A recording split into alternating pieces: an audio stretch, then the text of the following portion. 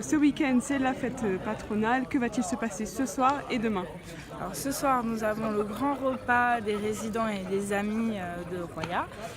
C'est le gîte et puis une autre personne qui s'appelle Daniel qui s'occupe de préparer le repas. Donc, nous sommes environ 150 sur le chapiteau et c'est une équipe de jeunes bénévoles qui nous aide à servir ce repas. Et puis sera suivi le bal à 23h. Joué par Audrey et ses musiciens. D'accord, et demain?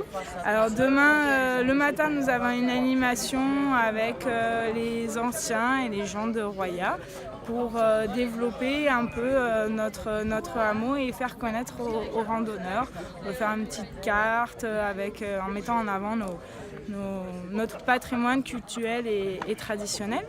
À midi, le gîte vous invite à manger l'aioli ou les grillades, donc il faut penser à réserver. Et l'après-midi, nous avons notre traditionnel concours de dictée. Alors pourquoi le concours de dictée? Parce que le gîte était avant une ancienne école. Donc ça fait 12 ans que nous avons décidé de faire un concours de dictée, du certificat d'études, qui est bien sûr primé. Donc tout ça dans la bonne ambiance. D'accord, et justement, tout au long de l'année, comment faire parler du hameau, comment le faire vivre? Alors, déjà nous faisons le jour de l'an ici, le gîte ouvre lors du jour de l'an et du coup nous faisons la fête et passons la nouvelle année ici.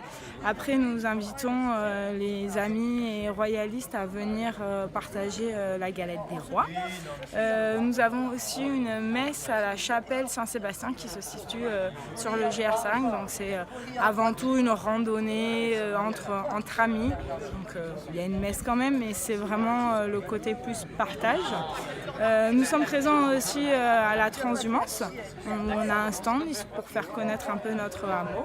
Puis après, le festin tous les jours. Et nous avons un Facebook aussi, Roya06, où les gens du hameau mettent des photos. Et quels sont les futurs projets? Alors actuellement, nous avons le projet de restaurer un des tableaux qui se situe dans l'église, qui est en piteux état. Donc c'est aussi pour ça que le comité œuvre.